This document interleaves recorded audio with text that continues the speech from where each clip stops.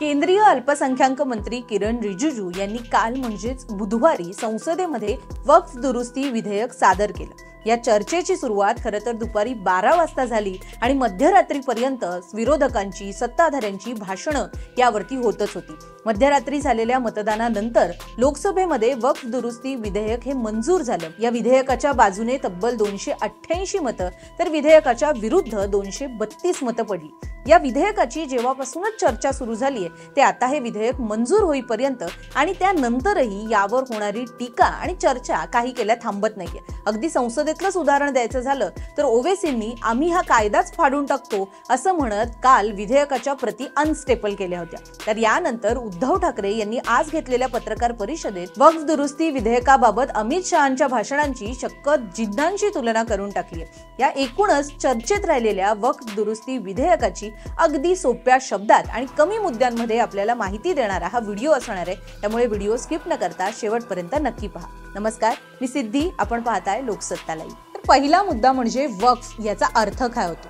तर वक्फ हा अरबी शब्द वक्फा यावरून उचललेला शब्द आहे, ज्याचा अर्थ होतो राखून ठेवणं। वक्फ असेट मॅनेजमेंट सिस्टीम ऑफ इंडियावरील संकेतस्थळामध्ये दिलेल्या माहितीनुसार वक्फ या शब्दाचा उल्लेख इतिहासात सुद्धा आढळून येतो। त्याचा संदर्भ सांगायचा तर तो असा की खलिफा उमरने खैबर या प्रांतामध्ये एक जमीन घेतली होती। आता या जमिनीचा उपयोग हा धार्मिक कारणासाठी कसा करता येईल याबाबत त्यांनी प्रेषितांना विचारणा केली। यावेळी प्रेषितांनी त्याला असं सांगितलं की ही जमीन तू राखून ठेव, याचा उपयोग हा समाज कल्याणासाठी, गरिबांच्या कल्याणासाठी कर। या जमिनीला कुठल्याही प्रकारे विकायचं नाही, त्यातून नफा मिळवायचा नाही, कोणाला ती भेटवस्तू म्हणून द्यायची नाही किंवा ही वारसा हक्काने तुम्ही हस्तांतरित सुद्धा करायची नाही। या जमिनीचा जो काही नफा असेल त्याचा उपयोग तुमच्या मुलांना किंवा नातेवाईकांना करून द्यायचा नाही, तर याचा सर्वतोपरी उपयोग हा गरिबांच्या, समाजाच्या कल्याणासाठी झाला पाहिजे। यातून थोडक्यात सांगायचं तर वक्फ म्हणजे इस्लाम धर्म मानणारी कुठलीही व्यक्ती धार्मिक कारणासाठी देत असलेली जमीन। इस्लाम राजवटीची जेव्हा दिल्लीमध्ये सुरुवात झाली त्यानंतर भारतामध्ये वक्फ बोर्डाच्या अंतर्गत येणाऱ्या जमिनीचं प्रमाण हे वाढत गेलं। आता एकूण प्रश्न असा उद्भवतो की वक्फ बोर्डाकडे अशी कितीशी जमीन आहे। मागच्या वर्षी सप्टेंबरमध्ये जाहीर झालेल्या आकडेवारीनुसार भारतामध्ये वक्फ बोर्डाच्या अंतर्गत तब्बल 9.4 लाख एकर क्षेत्रफळ, यातील 8.7 लाख एकर वरती थेट वक्फ बोर्डाचं नियंत्रण आहे आणि याची जर आपण किंमत बघितली तर ती साधारण 1.2 लाख कोटी रुपये असल्याचं कळतं। जगामध्ये सगळ्यात जास्त मालमत्ता किंवा सगळ्यात जास्त जमीन वक्फ बोर्डाच्या अंतर्गत ही भारतात असल्याचं कळतंय। अगदी भारतात सुद्धा भारतीय लष्कर आणि रेल्वे नंतर सर्वाधिक जमीन ही वक्फ बोर्डाच्या अखत्यारीत येते। याविषयीच केंद्रीय गृहमंत्री अमित शहा यांनी संसदेमध्ये नेमकी काय माहिती दिली आहे तेही आपण पाहूया। मान्यवर 1913 से लेकर 2013 तक 1913 से 2013 तक वक्फ बोर्ड का कुल एकड़ में भूमि सब वक्फ का मिलाकर 18 लाख एकड़ था। मेरी विनंती है सभी सदस्य इसको ध्यान से सुनें। 1913 से 2013 तक 18 लाख एकड़ और 13 से 25 तक एक कानून बनने का परिणाम क्या आया और नई 21 लाख एकड़ भूमि बढ़ गई। अब मान्यवर 39 लाख एकड़ जो भूमि है उसमें 21 लाख एकड़ 13 के बाद। अब ये कह रहे हैं कि इसका दुरुपयोग नहीं हो रहा है मान्यवर। और लीज पर दी गई संपत्तियां 20,000 थी और 25 में रिकॉर्ड के हिसाब से, हो सकता है गलत भी हो सकता है, रिकॉर्ड्स के हिसाब से शून्य हो गई। तो मान्यवर संपत्तियां कहां गई? मान्यवर बेच दी गई। किसकी संपत्ति से, किसकी परमिशन से बेचा?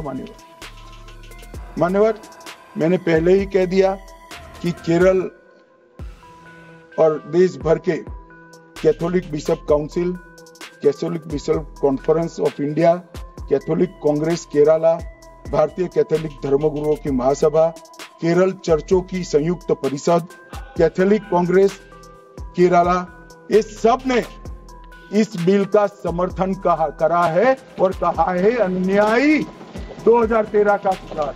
आता महत्त्वाचा मुद्दा म्हणजे वक्फ सुधारणा विधेयक 2024 हे नेमकं आहे काय। वक्फ सुधारणा विधेयक 2024 हे मागील अनेक महिन्यांपासून वर्षांपासून चर्चेत आहे आणि आता 2025 मध्ये काल म्हणजे 2 एप्रिलला ते लोकसभेमध्ये मंजूर झालेले. या विधेयकाच्या अंतर्गत प्रस्ताव नेमका काय आहे? वक्फ बोर्डाच्या अंतर्गत येणाऱ्या मालमत्तेचं नियमन आणि व्यवस्थापन करताना ज्या समस्या येत होत्या या समस्या दूर करण्यासाठीच्या तरतुदी या विधेयकामध्ये प्रस्तावित आहेत. यापूर्वी सुद्धा माजी पंतप्रधान PV नरसिंह राव यांच्या कार्यकाळात 1995 मध्ये वक्फ विधेयकामध्ये काही सुधारणा झाल्या होत्या. मात्र याच सुधारणांमध्ये बदल करण्यासाठी हे नवीन विधेयक, हे सुधारणा विधेयक हे आणण्यात आलेले. याच विधेयकाच्या माध्यमातून वक्फ या शब्दाची व्याख्या सुद्धा काही प्रमाणात बदलण्याचा केंद्र सरकारचा मानस असल्याचं सांगण्यात आले. याने होणार काय आहे तर वक्फ बोर्डाच्या अंतर्गत होणाऱ्या कारभारामध्ये पारदर्शकता, व्यवस्थापन आणि दुरुपयोग होण्याच्या सगळ्या संभाव्यता या टाळण्यासाठीचे नियम हे अधिक कडक करण्यात येणार आहेत आणि या माध्यमातून वक्फ बोर्डाला आणि केंद्र सरकारला समन्वयाने काम करता येईल अशी तरतूद आहे. मात्र ही तरतूद नेमकी काय आहे, यामध्ये कुठले बदल प्रस्तावित आहेत हेही आपण पाहूया. या विधेयकातील तरतुदींनुसार वक्फ बोर्डामध्ये गैर मुस्लिम आणि महिलांचा समावेश करणं हे अनिवार्य असणार आहे. जिल्हाधिकाऱ्यांना संपत्तीचा सर्वे करण्याचा अधिकार देणं आणि वक्फ ट्रिब्युनलच्या निर्णयाला उच्च न्यायालयात आव्हान देणं या तरतुदींचा सुद्धा वक्फ सुधारणा विधेयक 2024 मध्ये समावेश आहे. हे विधेयक मंजूर झाल्यानंतर कोणत्याही संपत्तीला जबरदस्तीने वक्फची संपत्ती घोषित करता येणार नाहीये. जवाहरलाल नेहरू सरकारने 1954 मध्ये वक्फ ऍक्ट पास केला होता. तसंच 1995 मध्ये वक्फ ऍक्ट मध्ये बदल देखील केले होते. यानंतर राज्य आणि केंद्रशासित प्रदेशात वक्फ बोर्ड स्थापन करण्यास परवानगी देण्यात आली होती. या कायद्यामध्ये वक्फच्या संपत्तीवरील दाव्यासंबंधी तसेच तिच्या व्यवस्थापनाबाबत सुद्धा काही तरतुदी केल्या. अगदी थोडक्यात आपण या तरतुदींवरती सुद्धा एक नजर टाकूया.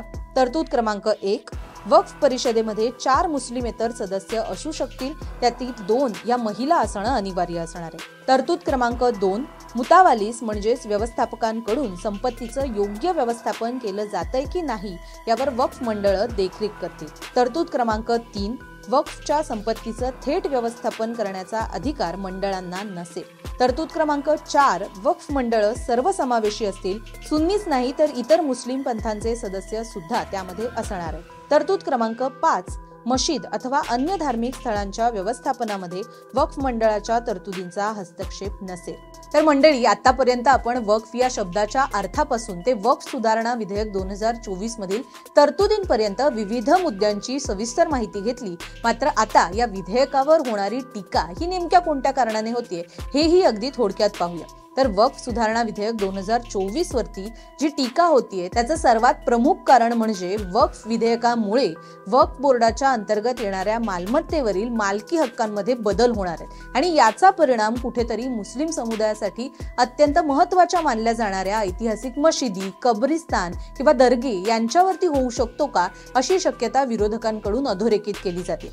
याशिवाय अन्य एक तरतूद म्हणजे वक्फ बोर्डामध्ये जे 2 सरकारी अधिकारी समाविष्ट असणार आहेत ते हिंदू, मुस्लिम किंवा इतर कुठल्याही धर्माचे असावेत अशी तरतूद आहे आणि ज्यामुळे वक्फ बोर्डाच्या अंतर्गत येणाऱ्या मालमत्तेवरती मालकी हक्क किंवा त्या संदर्भातील तरतुदी ह्या करत असताना मुस्लिम नागरिकांची भूमिका कुठेतरी डावलली जाऊ शकते का असा प्रश्न, अशी शक्यता सुद्धा विरोधकांकडून वर्तवली जाते. केवळ या 2च नाही तर अन्य अनेक टीका वक्फ सुधारणा विधेयक 2024 वरती होत आहेत. याबद्दलचे सविस्तर व्हिडिओ सुद्धा आपण लोकसत्ताच्या YouTube चॅनलवरती पाहू शकता. मात्र या व्हिडिओमध्ये आतापर्यंत आपण जी माहिती जाणून घेतली त्यातून तुम्हाला वक्फ सुधारणा विधेयक 2024 हे समजून घ्यायला मदत झाली का हे आम्हाला कमेंटमध्ये कळवायला विसरू नका. व्हिडिओ आवडला असेल तर व्हिडिओ लाईक करा, शेअर करा आणि हो, असेच नवनवीन व्हिडिओ पाहण्यासाठी लोकसत्ताच्या YouTube चॅनलला नक्की सबस्क्राईब करा. पाहत रहा लोकसत्ता लाईव्ह.